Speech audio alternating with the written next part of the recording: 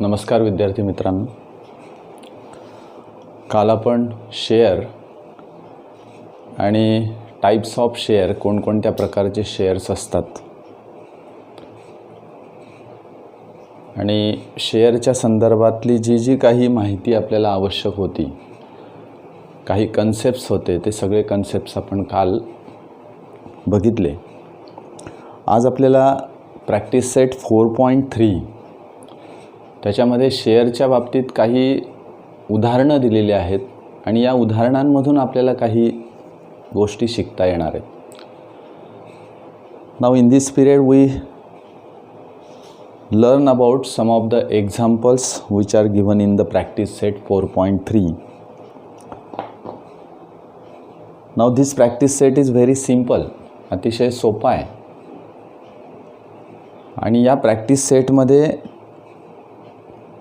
आपल्याला जे काढायचं आहे त्याच्यामध्ये रेट ऑफ रिटर्न आपल्याला काढायला लागेल. सम इन्व्हेस्टेड म्हणजे नेमकं काय त्याचा आपल्याला विचार करावा लागेल. रेट ऑफ रिटर्नवरून कोणती कंपनी प्रॉफिटेबल आहे, मला रेट ऑफ रिटर्नचा विचार केल्यानंतर ते कळतं की कोणत्या कंपनीचे शेअर्स घ्यायला पाहिजे. अशा पद्धतीचे उदाहरणं या प्रॅक्टिस सेटमध्ये या ठिकाणी दिलेले आहेत. Now let us try to solve the examples which are given in the practice set 4.3. Now the example is given like this. Mr. Amol purchased 50 shares of face value ₹100. Amol purchased the shares of face value ₹100. Now the face value of the share is ₹100. Yes, this is the face value. And when market value of share was ₹80, market value त्याची 80, company had given the 20% discount dividend, find the rate of return. आपल्याला उदाहरण दिलेलं आहे की त्या शेअरची face value 50 share त्याने घेतलेले आहेत.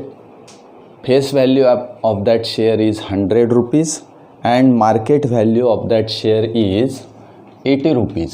Market value is equal to ₹80. Yes. Now the company had given the 20% dividend. Here dividend is equal to 20% dividend is given by the company. Now find the rate of return. We have to find ROR, rate of return मला काढायचं.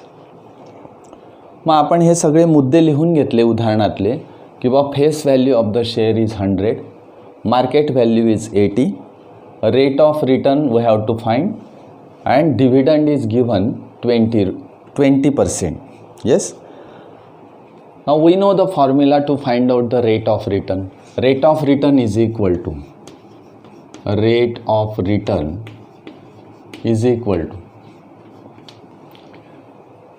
Dividend income. Dividend income मला किती मिळतं आहे, dividend income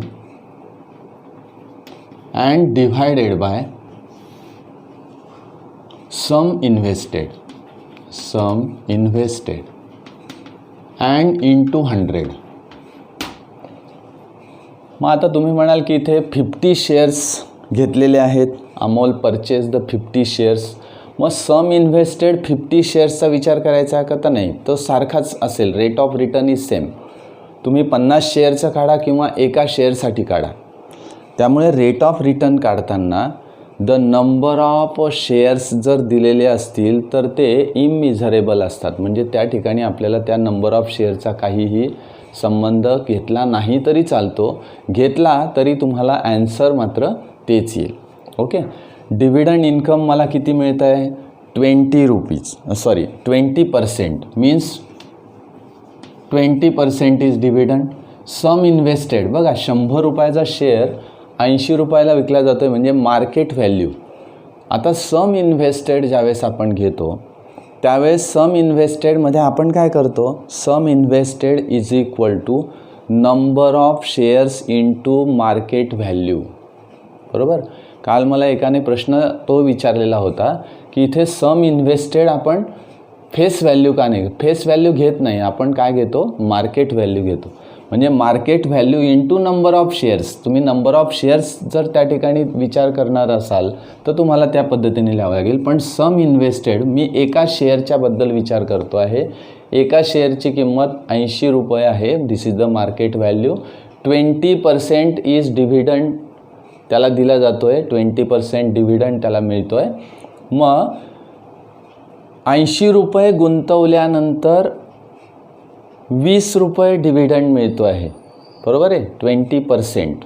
बरोबर आहे. 80च्या 20% असा त्याचा अर्थ आहे.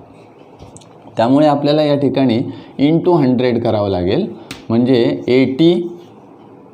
20/80 into 100 is equal to how many % असा या ठिकाणी विचार करावा लागेल. आता हे थोडासा फॉर्म्युला तुम्हाला जर लवकर लक्षात राहावा असं वाटत असेल तर किती सोपं आहे बघा, की आपण पर्सेंटेज काढतो. पर्सेंटेज जेव्हा आपण काढतो, आपण मार्क्स आपल्याला मिळालेले असतात. समजा मला 450 मार्क्स हे 500 पैकी मिळालेले आहेत, तर किती % आपण काढतो की नाही. त्या पद्धतीने आपण विचार करा. इथे 450 डिवायडेड बाय 500 इंटू 100 हे पर्सेंटेज काढतो आपण. त्याचप्रमाणे इथे पर्सेंटेज आहे.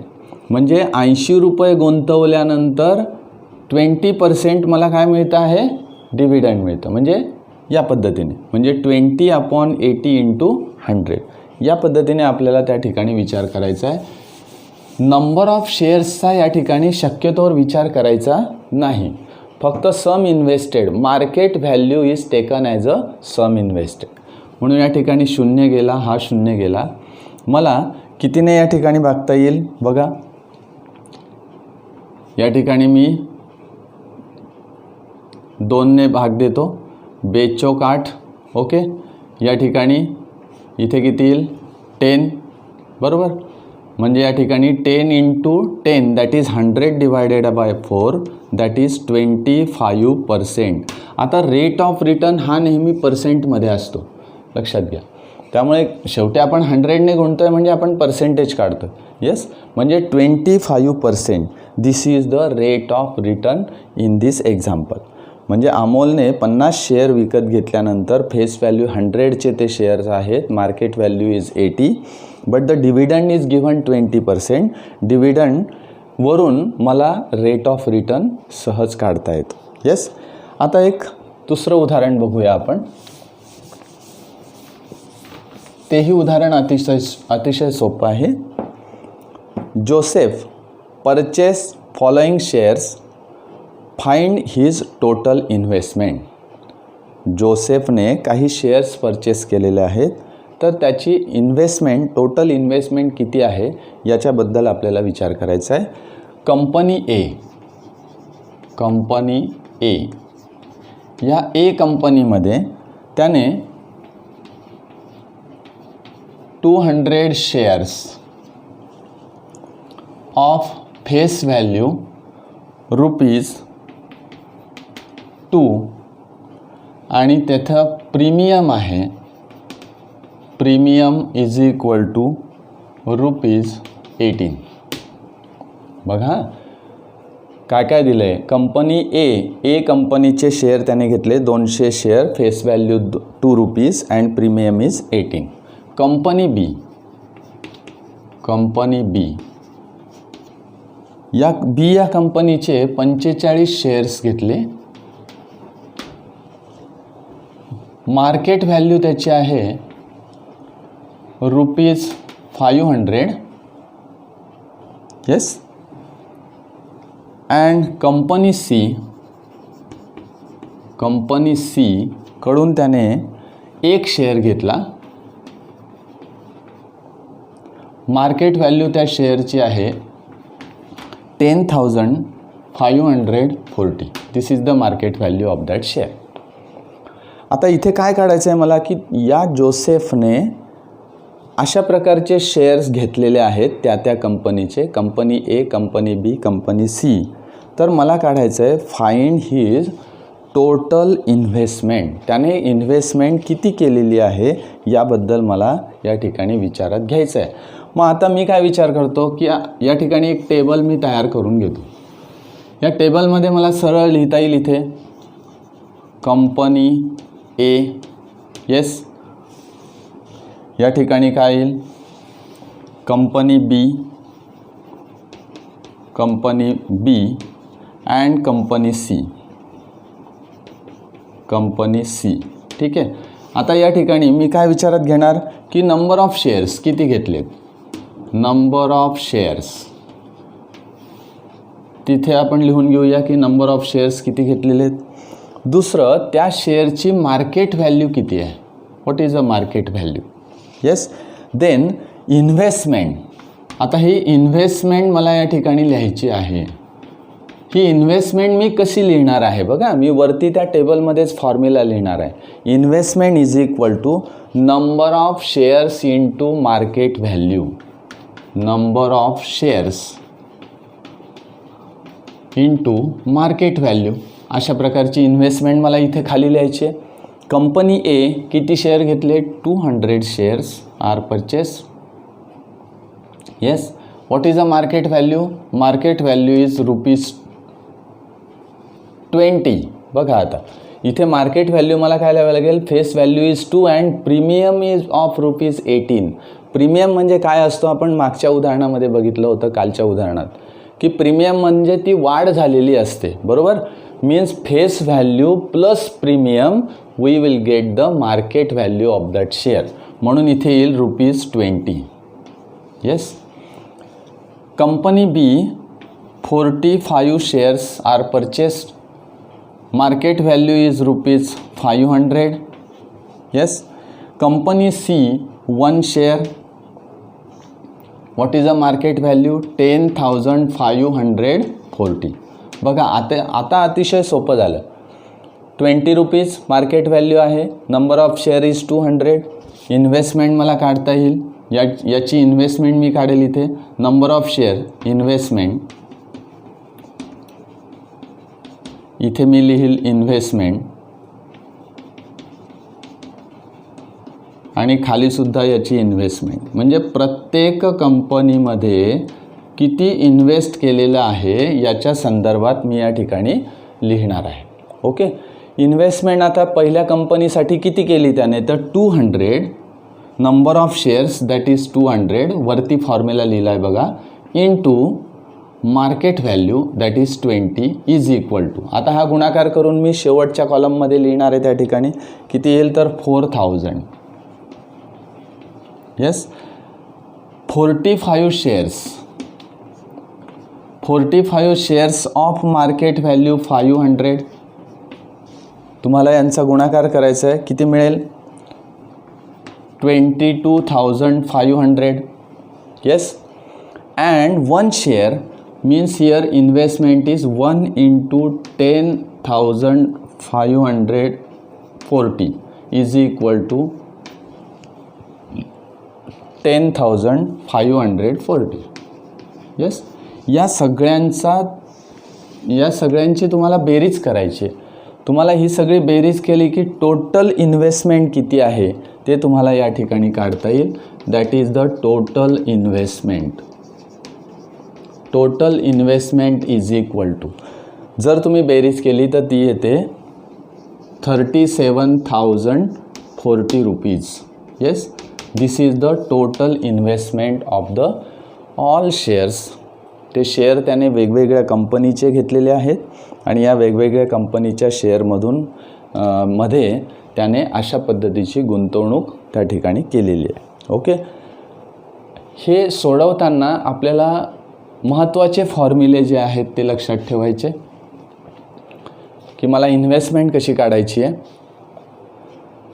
इन्व्हेस्टमेंट त्याने केलेले आहेत म्हणजे sum invested, this is investment means the sum invested. ही टोटल सम इन्व्हेस्टेड मी काढलेली आहे. त्याचा फॉर्म्युला आपल्याला लक्षात ठेवायचा आहे. रेट ऑफ रिटर्न काढताना व्हॉट इज द फॉर्म्युला, तो फॉर्म्युला आपल्याला लक्षात ठेवायचा आहे. उदाहरण काळजीपूर्वक वाचणे हा त्याच्यातला सगळ्यात महत्त्वाचा भाग आहे, येस. आता पुढच्या उदाहरणाकडे आपण जाऊया. उदाहरणं अतिशय सोपी आहेत. या उदाहरणांमधून आपल्याला ताबडतोब काही ज्या बाबी आहेत त्या लक्षात येतात. आणि या ठिकाणी असं दिलेलं आहे की each example is different from other. प्रत्येक उदाहरण एकापेक्षा वेगळं आहे. त्यामुळे आता पुढचं उदाहरण बघा कसं आहे. Shrimati Deshpande purchased share of face value ₹5 at a premium of ₹20. Face value is 5, premium of ₹20. याचा अर्थ what is the market value of that share? ₹25. लगेच आपल्याला लक्षात येतं. Means face value plus premium is equal to market value असं आपल्याला त्या ठिकाणी मिळतं. Now how many shares will she got for ₹20,000. किती सोपं आहे. फेस व्हॅल्यू किती दिलेली आहे? ₹5. This is example number 4. Face value is equal to ₹5. Yes. Premium is equal to ₹20. Premium ₹20 आहे बरोबर. हे ₹5, प्रीमियम ₹20. मग खाली मला लगेच लिहून घेता येईल market value is equal to face value plus premium. Yes. Face value is 5, premium is 20 and that's why ₹25. This is the market value of that share.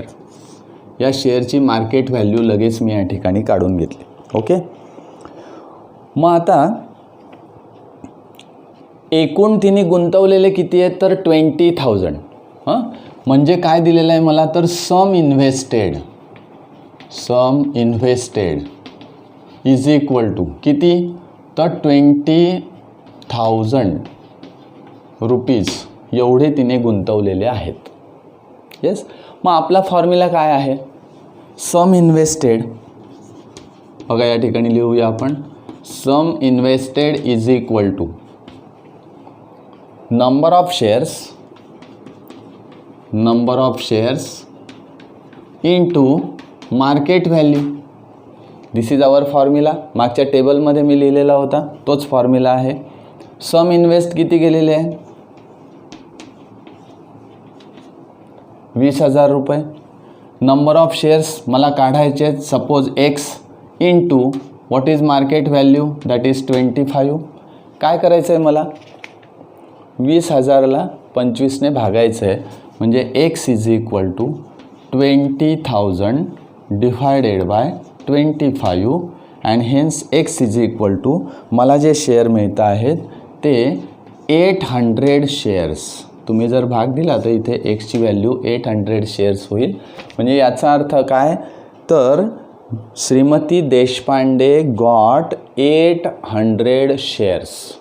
म्हणजे 800 शेअर्स तिला या ₹20,000 मिळतील. किती किमतीचे? ₹25 ऑफ मार्केट व्हॅल्यू.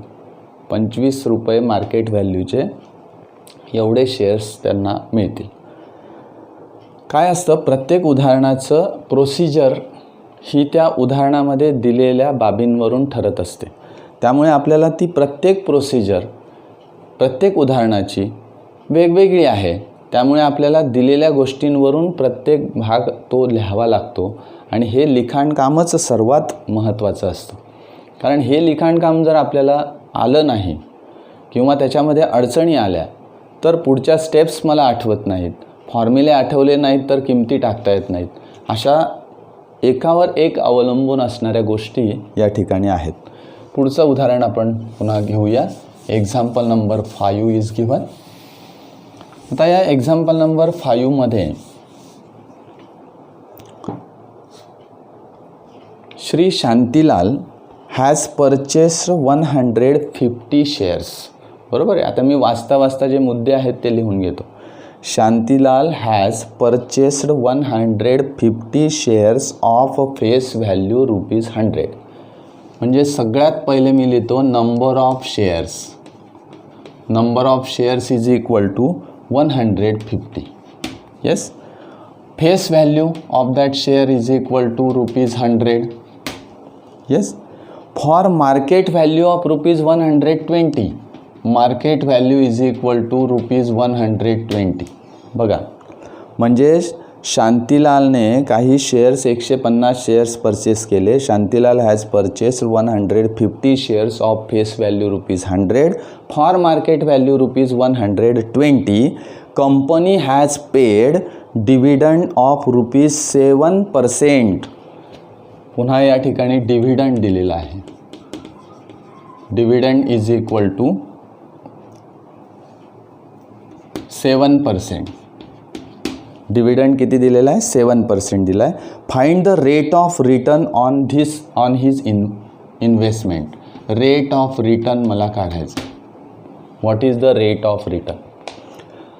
आता तुम्हाला मी सगळ्यात आधी सांगितलं की when we find the rate of return, the number of shares are immeasurable. म्हणजे त्या नंबर ऑफ शेअर्सकडे तुम्ही नाही लक्ष दिलं तरी चालेल. त्याचं कारण काय? तर ₹120 इन्व्हेस्ट केल्यानंतर 7% त्याला काय मिळतं आहे?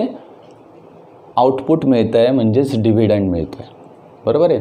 7% त्याला डिव्हिडंड मिळतो आहे आणि 7% डिव्हिडंड मिळत असल्यामुळे ₹100 किती? जर ₹100 इन्व्हेस्टमेंट केले तर किती डिव्हिडंड मिळेल? अशा पद्धतीचा तो विचार आहे. म्हणून ROR, that is rate of return, it is very important. म्हणजे 150 शेअर्स घेतलेले आहेत, मार्केट व्हॅल्यू 120 आहे. 120 एका शेअरसाठी आपण विचार करायचा. म्हणजे रेट ऑफ रिटर्न काढताना आपण नंबर ऑफ शेअर्स विचारात घेणार नाही. बरोबर आहे. आता का नाही तसं? तर कॅल्क्युलेशन वाढेल. तुम्हाला नंबर ऑफ शेअर्स विचारात घेऊनसुद्धा करता येईल, अडचण नाही. पण त्या ठिकाणी ते कॅल्क्युलेशन तसं वाढू शकतं. त्यामुळे आपण नंबर ऑफ शेअर्स विचारात घेणार नाही. मग सुरुवातीला काय म्हणूया आपण की dividend of ₹7% of dividend on investing ₹120. बरोबर आहे. 7% डिव्हिडंड ऑन इन्व्हेस्टिंग ₹120. म्हणजे 7% डिव्हिडंड त्याला ₹120 इन्व्हेस्ट केल्यावर मिळतो आहे. तर ₹100 इन्व्हेस्ट केल्यावर किती? असा तो आपल्याला रेशो काढायचा आहे. म्हणून rate of return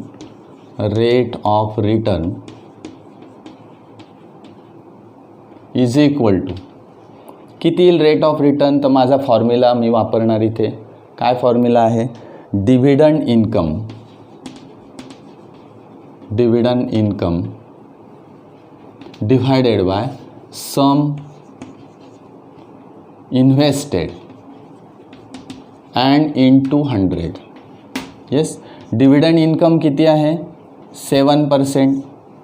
some invested ₹120 into 100. बघा, एवढं फक्त मला या ठिकाणी करायचं आहे. याच्यातला हा 0 आणि 0 गेला. तुम्ही जर या ठिकाणी भाग दिला तर तुम्हाला मिळेल 70/12. आता 70/12ला भाग दिला तर तुम्हाला मिळेल 5.83%. 5.83%. हे काय मिळालं तुम्हाला? तर रेट ऑफ रिटर्न मिळाला. मग रेट ऑफ रिटर्न तुम्ही काढताना तुम्हाला नंबर ऑफ शेअर्स या ठिकाणी विचारात घ्यायचे नाहीत. तर तुम्हाला तो रेट ऑफ रिटर्न अगदी पटकन आणि व्यवस्थित काढता येईल. ओके. तो 150 शेअर्ससाठी सारखाच असेल, त्याबद्दल काही वाद नाही. त्यामुळे तुम्ही खाली ते नंबर ऑफ शेअर्स कॅन्सलच होतात. तुम्ही जर ते करून बघितलं तर नंबर ऑफ शेअर्स ते त्या ठिकाणी कॅन्सल होतात. ओके. तर अशा पद्धतीने उदाहरणं आपल्याला या ठिकाणी सोडवता येतात. आता नेक्स्ट आपण लास्ट एक एक्झाम्पल बघूया. That is example number 6. Example number 6 मी वाचतो की if face value of both the shares is a same. बघा, face value of both the shares is same. 2 shares आहेत, 2 कंपनीचे वेगवेगळे शेअर्स आहेत असं आपण समजूया. त्याची फेस व्हॅल्यू सारखी आहे. Then which investment out of the following is more profitable. त्यांनी विचारलेलं आहे की खालीलपैकी कोणत्या प्रकारची इन्व्हेस्टमेंट ही जास्त प्रॉफिटेबल आहे. मग आता ज्यावेळेस प्रॉफिटचा विचार येतो त्यावेळेस आपल्याला रेट ऑफ रिटर्न काढावा लागतो. प्रॉफिट मी कशावरून ठरवेल तर रेट ऑफ रिटर्नवरून ठरवेल, बरोबर आहे. प्रॉफिट कशावरून ठरवेल, रेट ऑफ रिटर्नवरून ठरवेल. ज्या कंपनीचा रेट ऑफ रिटर्न जास्त असेल ती कंपनी प्रॉफिटेबल आहे असं मी त्या ठिकाणी म्हणेल. मग आपल्याला काय काय दिलं आहे बघूया. First we have given year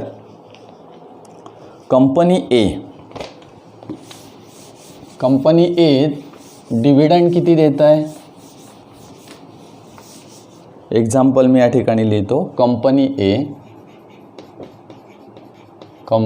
A dividend 16%. Yes. Market value ₹80. बघा, म्हणजे ए कंपनी 16% डिव्हिडंड देत आहे अँड कंपनी बी किती देत आहे dividend 20%. Dividend is 20%. What is market value. Market value is ₹120. आता जेव्हा मी असा विचार करेल की ₹80 इन्व्हेस्ट केल्यानंतर 16% मला रेट ऑफ रिटर्न मिळतं आहे. येस. तर मला या ठिकाणी रेट ऑफ रिटर्न काढता आलं पाहिजे. की रेट ऑफ रिटर्न मी जर काढलं तर मग सरळ आपल्याला त्या ठिकाणी कुठलेही उदाहरणं व्यवस्थित आणि असे सोडवता येतात. पहिला विचार करूया आपण की face value of each type of share is same, that is ₹100 असा विचार करूया, बरोबर. Let the face value of each type of share is ₹100. दोघांची फेस व्हॅल्यू सारखी आहे म्हणजे ₹100 असं मी या ठिकाणी मानतो. Let the face value of each type of share is same. Face value same आहे. किती आहे ती. सेम ॲज ₹100 असं मी मानतो. आणि मग कंपनी एसाठी डिव्हिडंड इज इक्वल टू 16%. बघा, आणि मार्केट व्हॅल्यू किती आहे ₹80. आता ह्या पहिल्या उदाहरणाचा मी विचार करतो आहे.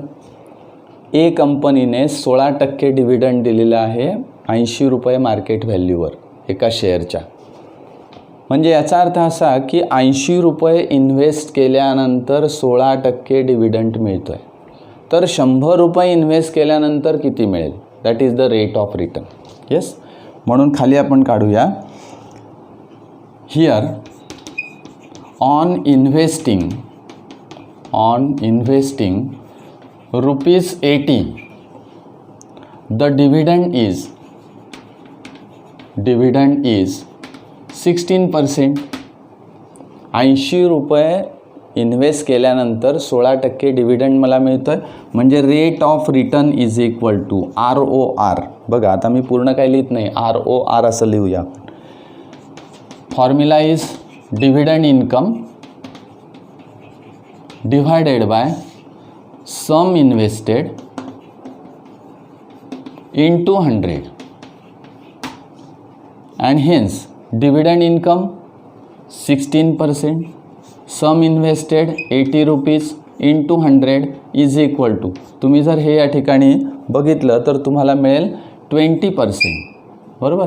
8 1 8, 8 2 16, 2 into 10 that is 20% rate of return तुम्हाला मिळत आहे. येस. त्याचप्रमाणे विचार केला तर कंपनी बी. आता कंपनी बीचा विचार करूया आपण. फॉर कंपनी बी काय काय दिलेलं आहे आपल्याला. Dividend is equal to 20%. Yes. Market value is equal to ₹120. म्हणजे ₹120 इन्व्हेस्ट केल्यानंतर बघा here on investing ₹120 the dividend is 20%. Here on investing ₹120 the dividend is 20% and hence find out the rate of return. Again rate of return is equal to, write the formula, dividend income divided by sum invested and into 100. Yes, आता dividend income is 20, sum invested is 120 into बघा into 100 is equal to, हा शून्य गेला हा शून्य गेला म्हणजे इथे येईल 200 डिवायडेड बाय 12. अजून तुम्हाला त्या ठिकाणी भाग देता येईल, संक्षिप्त रूप देता येईल, म्हणजे 100/6 असं पण करता येईल. तुम्ही जर हा भाग दिला तर तुम्हाला मिळेल 16.67%. मग आता कंपेअर करा की रेट ऑफ रिटर्न कोणाचा जास्त आहे. कंपनी ए याचा रेट ऑफ रिटर्न सर्वात जास्त आहे, बरोबर आहे. अँड हेन्स आपलं कन्क्लुजन काय असेल, company A is more profitable. Right here company A is more profitable. Company A ही जास्त प्रॉफिटेबल आहे, म्हणून कंपनी एमध्ये तुम्हाला गुंतवणूक करता येईल किंवा एमध्ये तुम्हाला गुंतवणूक करावी, असं आपल्याला कंपॅरिझनवरून ते ठरवता येईल की बा कोणत्या कंपनीचे शेअर्स आपल्याला घ्यायचे आहेत. हे कशावरून ठरेल तर बाय रेट ऑफ रिटर्न, और it is depend upon the rate of return of the each company. Yes, हा एक महत्त्वाचा मुद्दा आपण या ठिकाणी ही उदाहरणं बघितली. या उदाहरणामध्ये आपल्याला काय काय समजलं तर रेट ऑफ रिटर्न काढता येईल, सम इन्व्हेस्टेड काढता येईल. रेट ऑफ रिटर्न काढताना मी कोणता मुद्दा लक्षात घेतला पाहिजे हा भाग या ठिकाणी आपल्याला समजलेला आहे. Okay sorry. आता रेट ऑफ रिटर्न आपण बघितल्यानंतर या शेअरच्या बाबतीमध्ये एखाद्या कंपनीचे शेअर्स चांगले आहेत, मग ते मी घेऊन टाकूया विकत. मग ते कसे घ्यायचे, कुठून घ्यायचे, कुठं जायचं, बरोबर आहे की असं ठरवलं आपण किंवा आपल्याला शेअर घ्यायचे आहेत तर मग शेअर घेण्यासाठी कुठं जाणार. म्हणून we directly cannot go to the stock market and buy or sell the shares. म्हणजे आपल्याला स्टॉक मार्केटला जाऊन, कॅपिटल मार्केटला जाऊन डायरेक्टली ते शेअर्स काय करता येत नाही, विकत घेता येत नाही किंवा विकता येत नाही, बरोबर. ते काही असं बाजारात तुम्ही गेले आणि काही वस्तू आणली अशातला तो भाग नाही. त्यामुळे directly we can't go to the stock market. आपल्याला स्टॉक मार्केटला डायरेक्ट जाताच येत नाही. येस, कशासाठी, विकण्यासाठी, शेअर विकण्यासाठी किंवा शेअर घेण्यासाठी. मग कसं करायचं, मग कोण करतं हे तर only registered members or organisation agency of stock market can buy or sell the shares. म्हणजे एखादी रजिस्टर मेंबर असेल किंवा ऑर्गनायझेशन असेल, ऑर्गनायझेशनला आपण एजन्सी म्हणूया, बरोबर आहे. त्या एजन्सीकडे त्या ठिकाणी स्टॉक मार्केटला तुम्ही गेल्यानंतर त्या एजन्सीकडे जावं लागतं आणि त्या ठिकाणी तुम्हाला ते काय करावं लागतं, ते शेअर्स घ्यावे लागतात किंवा विकावे लागतात, बरोबर. आता हे जे मेंबर्स असतात त्या ऑर्गनायझेशनमधले किंवा त्या ठिकाणी मेंबर्स ते रजिस्टर्ड झालेले असतात, यांना शेअर ब्रोकर्स असं म्हणतात. Share brokers. शेअर ब्रोकर म्हणजे काय, the persons who can buy or sell the shares. म्हणजे अशा व्यक्ती की ज्या तुमचे शेअर्स, तुम्हाला शेअर मिळवून देतील किंवा तुमच्याकडून ते शेअर्स विकत घेतील, बरोबर. Now for catering the service of buying or selling of shares, they charge some amount with which is called as a brokerage. आता काय होतं की ज्यावेळेस हा एजंट असतो, आपण त्याला एजंट म्हणूया, त्या एजन्सीकडे आपण जातो. ती एजन्सी असं म्हणते की मी तुम्हाला एवढे शेअर विकून दिले, मला त्याचा काही पार्ट आहे तो मिळाला पाहिजे. मी तुम्हाला काहीतरी शेअर विकत घेऊन दिले तर काही जो पार्ट आहे तो मला मिळाला पाहिजे. बरोबर आहे. म्हणजे त्या ठिकाणी तो जो व्यवहार करतो, तो जो मेंबर असेल किंवा ते ऑर्गनायझेशन असेल, त्या ठिकाणी जो व्यवहार करते, कसला व्यवहार, तर buying or selling the shares, असा जो व्यवहार जो व्यक्ती करतो त्याला काही मोबदला दिला जातो आणि त्याला म्हणतात brokerage. It is called as a brokerage. बरोबर आहे. आता ब्रोकरेजला मराठीत शब्द आहे दलाली. बरोबर. ती दलाली आपल्याला द्यावी लागते. कारण काय, तो व्यक्ती आपल्याला तो व्यवहार करून देतो. कसला व्यवहार, तर buying or selling the shares, तो व्यवहार करून देतो आणि म्हणून त्याच्यावर दलाली द्यावी लागते. म्हणजे तुम्ही शेअर विकत घ्यायला गेले तरी द्यावं लागणार आहे आणि विकायला गेले तरी द्यावं लागणार आहे. बघा, या दोघंही बाबी या ठिकाणी लक्षात ठेवायच्या. That is the amount which is paid to that agency or that member, it is called as a brokerage. मग तो ब्रोकरेज कसा द्यायचा, किती द्यायचा, किती प्रमाणात द्यायचा, किती पर्सेंटेजला द्यायचा, हा भाग आपण बघणार आहोत. पण याला ब्रोकरेज असं आपण म्हणतो. Now this brokerage is always paid on market value of the share. It is again very very important. Brokerage जो आहे तो ब्रोकरेज कसा पेड केला जातो, तर it is on the market value of the share. शेअरच्या मार्केट व्हॅल्यूवर तो ब्रोकरेज पेड केला जातो. म्हणजे मार्केट व्हॅल्यू तुमची 100 रुपयाचा शेअर असेल, 120 rupees is a market value. मग असे 120 रुपीजचे किती शेअर त्या ठिकाणी त्याने बाय केलेले आहेत किंवा सेल केलेले आहेत, त्याच्यावरून त्या पर्सेंटेजवरून तो ब्रोकरेज त्या ठिकाणी काढला जातो. म्हणजे महत्त्वाचा मुद्दा मला मिळाला की brokerage is always paid on market value. It is very very important. Market व्हॅल्यूवर नेहमी ब्रोकरेज पेड केला जातो. आणि हा जो ब्रोकरेज आहे हा आपण पेड करतो मार्केट व्हॅल्यूवर. मग मार्केट व्हॅल्यूवर तो ब्रोकरेज पेड केल्यानंतर तुम्हाला समजा तुम्ही ते जे शेअर्स असतील ते विकत घेतले असतील. बघा, म्हणजे शेअरची जी सम इन्व्हेस्ट तुम्ही केलेली असेल त्याच्यापेक्षा जास्त पैसे तुम्हाला द्यावे लागतील. बरोबर.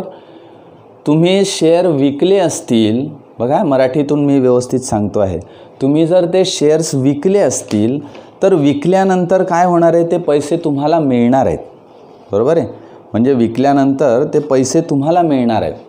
मग तुम्हाला जेवढे पैसे मिळतील विकल्यानंतर त्याच्यातला काही हिस्सा तुम्हाला या एजन्सीला द्यावा लागेल, तुम्हाला या शेअर ब्रोकरला द्यावा लागेल. तो हिस्सा तुम्हाला त्या ठिकाणी वर्ग करावा लागेल. ओके. आता पुढचा मुद्दा असा आपण विचारात घेऊया की हे कसं होतं, कशा पद्धतीने मला हे काम केलं जातं किंवा ब्रोकरेज कसा चार्ज केला जातो. बरोबर आहे. याचं एक छोटंसं उदाहरण आपण या ठिकाणी घेऊया की आपल्याला कळालं आता किंवा या ठिकाणी शेअर्स मला विकत घ्यायला जायचं आहे किंवा विकायला जायचं आहे तर त्या ठिकाणी मला ब्रोकरेज लागेल. We must pay the brokerage. Yes, when we buy the sell or when we sell the shares. आता मी थोडंसं मराठीमध्ये एक्सप्लेन याच्यासाठी करतो की त्या ठिकाणी तुम्हाला ह्या ज्या बाबी आहेत ह्या थोड्याशा कळाव्यात. कारण एकदा का आपल्याला त्या बाबी कळाल्या की मग आपल्याला काही अडचण येत नाही, आपण वाचूनसुद्धा सगळं समजू शकतो. Yes. Now let us try to understand how the brokerage will be charged. Brokerage कसा चार्ज केला जातो. पहिला विचारात घेऊया आपण की first, at the time of buying the shares. आता 2 स्टेप्स मी विचारात घेतो की मी शेअर विकत घेणार आहे. मी ज्यावेळेस शेअर विकत घेणार आहे त्यावेळेस कशा पद्धतीने ब्रोकरेज चार्ज होईल आणि मी ज्यावेळेस शेअर्स विकायला जाईल त्यावेळेस कशा पद्धतीने ब्रोकरेज चार्ज होणार आहे, असे दोन प्रकार आपण घेणार आहोत. पहिला प्रकार आपण घेऊया at the time of buying shares. बघा, हा पहिला भाग मी घेतला. किंवा तुम्ही विकत घ्यायला गेले शेअर्स तर काय घडेल, buying price of one share. आता एका शेअरची बाईंग प्राईस, तुम्ही आता शेअर मार्केटला गेलात असं विचार करा, स्टॉक मार्केटला तुम्ही गेलात आणि त्या ठिकाणी एका शेअरची विकत घेण्यासाठीची किंमत काय असेल, म्हणजेच buying price of share is equal to कशी काढली जाते, मार्केट व्हॅल्यू. मार्केट व्हॅल्यू तर तुम्हाला द्यावीच लागेल. म्हणजे 100 रुपयाचा शेअर 120 रुपयाला मार्केट व्हॅल्यू आहे, तर मार्केट व्हॅल्यूचे 120 रुपये तुम्हाला द्यावे लागतील. येस. Second, plus brokerage. याच्यावर तुम्हाला ब्रोकरेज लागेल. ब्रोकरेज म्हणजे दलाली लागेल. मार्केट व्हॅल्यूवर ब्रोकरेज पुन्हा तुम्हाला त्या ठिकाणी चार्ज करावा लागेल. मागे एक मुद्दा बघितला आपण की market value, brokerage is charged on the market value. हा एक महत्त्वाचा मुद्दा त्या ठिकाणी आपण बघितलेला होता. समजा असा विचार करूया की 150 rupees it is a market value. एखाद्या शेअरची 150 रुपये ही मार्केट व्हॅल्यू आहे. Plus brokerage. ब्रोकरेज हा नेहमी 0.5% असतो. Yes, 0.5% of 150. तेवढं त्याच्यामध्ये मिळवावं लागेल मला. दिस इज द ब्रोकरेज. बरोबर. मग हे सोडवताना मी काय करणार की 150 प्लस 0.5% म्हणजे 0.5 अपॉन 100 एवढे पर्सेंट कोणाचे, तर 150चे. बरोबर, 150चे एवढे पर्सेंट.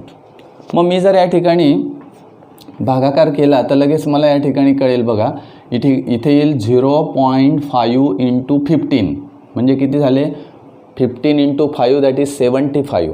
येस, पॉईंट आहे त्या ठिकाणी 1 म्हणजे या ठिकाणी 150 plus 7.5. Yes, and divided bye again 10. Yes, divided by again 10 means 150 plus 0.75. किती मिळेल मला, 0.75. म्हणजे टोटल किती होईल, 150.75. This is the price of the share when we go to the stock market. म्हणजे आपल्याला मार्केट व्हॅल्यू 150, 150 जर मार्केट व्हॅल्यू असेल तर मला 150.75 रुपये द्यावे लागतील. बरोबर. म्हणजे अशा पद्धतीने आपल्याला या ठिकाणी ट्रान्झॅक्शन मिळेल. मग आता समजा एखाद्याने 100 शेअर परचेस केले. बघा, हे एका शेअरचा चार्ज झाला. Brokerage with brokerage. This is the charge with brokerage. हा चार्ज विथ ब्रोकरेज आहे. मग समजा 100 शेअर घेतल्यावर किती मिळेल, तर 150.75 इंटू 100 इज इक्वल टू किती मिळेल मला, तर 15,075 रुपीज. येस, 15,075 रुपये मला द्यावे लागतील मी जर 100 शेअर विकत घेतले तर. बरोबर. आता दुसरा भाग बघूया आपण की सेकंड पॉईंट. आता या सेकंड पॉईंटमध्ये काय आहे, मग आता इथे काय झालं बघा, 150 रुपये तुमची मार्केट व्हॅल्यू आहे. तुम्ही 100 शेअर घेतलेले आहेत म्हणजे 15,000 रुपये द्यायचे आहेत. 75 रुपये तुम्ही जे जास्त दिलेले आहेत that is called as a brokerage. 75 rupees it is a brokerage on this all this shares. या सगळ्या शेअर्सवर तेवढा काय झालेला आहे, ब्रोकरेज त्या ठिकाणी तुम्हाला द्यावा लागणार आहे. Yes. Second thing, when we sell the shares at the time of selling, at the time of selling बघा, आपण शेअर जर विकायला गेलो तर मला पैसे मिळाले पाहिजेत, याच्यासाठी आपण विकतो की नाही. त्यामुळे हे मला काय पाहिजेत, ते शेअर्स मला विकायचे आहेत. आपण आता घेतले 100 शेअर आपण घेतले, आता मला शेअर विकायचे आहेत. तर selling of share or selling price of per share, selling price of per share, एका शेअरची सेलिंग प्राइस कशी काढली जाते, is equal to market value minus brokerage. हा मुद्दा लक्षात घ्या, कारण मार्केट व्हॅल्यू त्या शेअरची जेवढी असेल त्याच्यातून काही प्रमाण पर्सेंट तुम्हाला ब्रोकरेज द्यावा लागेल, म्हणजे तो सबट्रॅक्ट होतो. हा भाग लक्षात घ्या. म्हणजे मी या ठिकाणी काढूनच ठेवलेलं आहे. मग ब्रोकरेज किती आहे, 150 रुपयाचा एक शेअर आहे. ब्रोकरेज किती आहे, तर हाही काढलेलाच आहे आपण, 0.75 इट इज अ ब्रोकरेज, कारण 0.5% ऑफ मार्केट व्हॅल्यू असं आपण काढू पुन्हा. म्हणजे 0.75 म्हणजे मायनस 0.75. हे तुम्हाला विकताना 150 रुपये एका शेअरची तुम्हाला मिळणार आहे, त्याच्यातून 75 पैसे वजा करून घेईल तो. त्याचं कारण असं की तो ब्रोकरेज आहे. येस, हे वजा करून घेतल्यानंतर जी अमाऊंट मिळेल दॅट इज 149.25 रुपीज, हे तुमच्या हातात देईल तो. बरोबर, मी हे अतिशय सोप्या पद्धतीने तुम्हाला सांगतो आहे की एवढे पैसे तुमच्या हातात मिळतील एका शेअरचे. मग तुम्ही 100 शेअर घेतलेले आहेत. किती घेतलेले आहेत, 100 शेअर, म्हणजे 149.25 इंटू 100. मग टोटल अमाऊंट तुम्हाला किती मिळणार आहे, तर 14,925. म्हणजे काय झालं, हे दोघं उदाहरणांमध्ये एवढा विचार करा की 75 रुपये ब्रोकरेज द्यायचं आहे. Yes, we must give the 75 rupees brokerage on each transaction. प्रत्येक ट्रान्झॅक्शन मला 75 रुपये ब्रोकरेज द्यायचं आहे. मग ज्यावेळेस मी शेअर विकत घेतो त्यावेळेस मला जास्त पैसे लागतात, 75 रुपीज.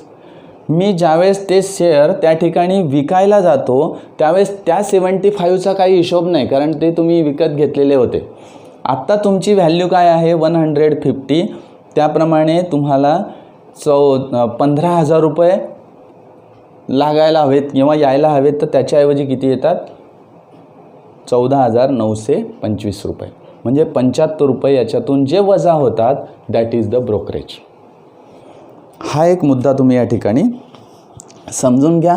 आता ज्यावेळेस या प्रकारचे ट्रान्झॅक्शन होतात, हे सगळे ट्रान्झॅक्शन आता सध्या इलेक्ट्रॉनिकली किंवा इलेक्ट्रॉनिकच्या पद्धतीने ते साठवले जातात. म्हणजे त्याला आपण कॉम्प्युटरच्या भाषेमध्ये म्हणूया की हे सगळे शेअर आता ई पद्धतीने त्या ठिकाणी विकले जातात किंवा घेतले जातात. म्हणजे हे सगळे जे तुमचे डॉक्युमेंट्स वगैरे असतात, हे सगळे तुम्ही स्वाक्षऱ्या केलेल्या असतात, हा सगळा फॉर्म असतात, हे सगळे भाग तुमचे त्या ठिकाणी सेव्ह केले जातात. त्यामुळे या ठिकाणी कागदावरचा काही प्रश्न नाही आहे, त्या ठिकाणी टोटली तुम्हाला इलेक्ट्रॉनिकली जनरेटेड हे सगळं तुम्हाला त्या ठिकाणी मिळतं. आणि मग आता या ब्रोकरेजच्या संदर्भात अतिशय महत्त्वाचे पॉईंट्स आपल्याला थोडक्यात बघायचे आहेत. Yes, now the brokerage is always charged on the market value of the share. हा सगळ्यात महत्त्वाचा भाग. दुसरा, in the contract note of sale purchase.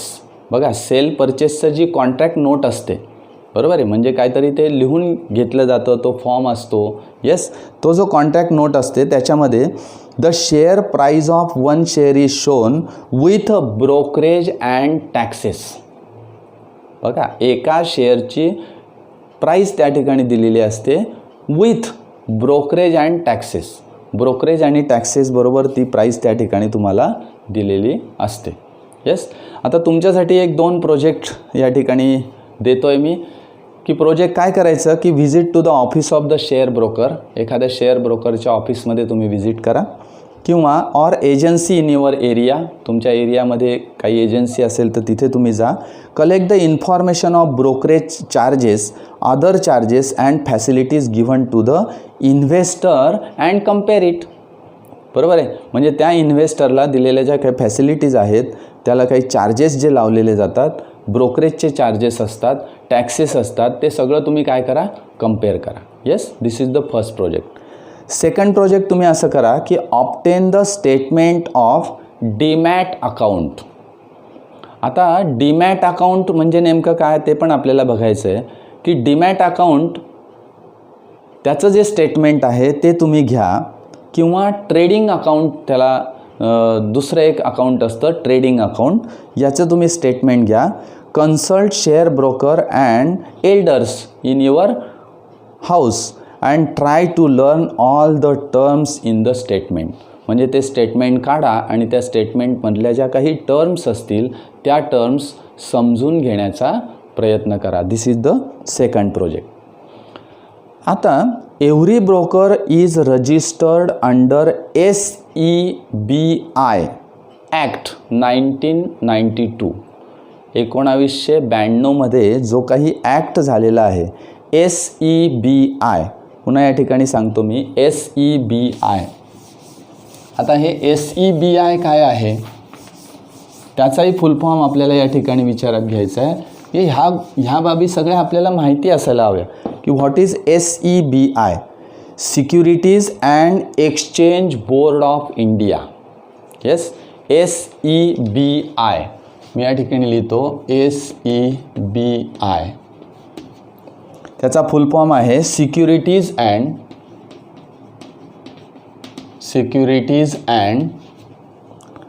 Exchange board of India. Exchange board of India. Yes, this is the full form, that is the SEBI. आता या SEBIने एक act, कायदा काढला 1992मध्ये. या कायद्याखाली हे सगळे शेअर ब्रोकर्स जे असतात हे रजिस्टर्ड झालेले असतात किंवा रजिस्टर्ड करावे लागतात. बरोबर. Share brokers are registered under the act 1992 of SEBI. याच्याखाली ते रजिस्टर केले जातात. For keeping records of shares, bonds, mutual funds, one must have demat account. Demat account तुम्ही जर आता इंटरनेटवर सरळ टाकलं की what is mean by demat account, असं जर तुम्ही इंटरनेटवर क्वेश्चन टाकला तर तुम्हाला कितीतरी त्याचे उत्तरं आणि वेगवेगळ्या प्रकारे त्या ठिकाणी माहिती तुम्हाला प्राप्त होईल. मग आता हे डीमॅट अकाउंट म्हणजे काय ते पण आपल्याला थोडक्यात बघायचं आहे. या डीमॅट अकाउंट याचा अर्थ असा डिमटेरियलाइज्ड अकाउंट. डिमटेरियलाइज्ड अकाउंट. बरोबर. म्हणजे dematerialized account it is called as a demat account. हे डीमॅट अकाउंट प्रत्येक शेअर होल्डर्सचं असावं लागतं. म्हणजे जो काही व्यक्ती शेअर घेतो, विकतो, त्या व्यक्तीकडे हे अकाउंट असलंच पाहिजे. त्याला म्हणतात demat account. Yes, for sale and purchase of shares a trading account is must. अशा प्रकारचं trading account, demat account it is a trading account. त्या अकाउंट तशा पद्धतीचं अकाउंट तुम्हाला असलं पाहिजे. Now these accounts can open with banks or share brokers. हे account कुठे केलं जातं? बँकेत किंवा त्या ठिकाणी शेअर ब्रोकरकडे हे अकाउंट तयार केलं जातं किंवा त्या ठिकाणी ओपन करता येतं. Now they are known as a DP, depository participants. याला काय म्हणतात? DP, that is depository participants. And these DPs are under the control of the 2 main depositories. हे DPs 2 डिपॉझिटरीजच्या अंडर काम करतात, namely NSDL and CDSL. NSDL means the National Securities Depository Limited and CDSL means Central Depository Services Limited. याच्या under ते account त्या ठिकाणी open केले जातात. Now demat account is same as a bank saving account. म्हणजे तुमच्या बँकेचं जे सेविंग अकाउंट आहे त्याप्रमाणे हे डीमॅट अकाउंट असतं. Here the shares brought are credited.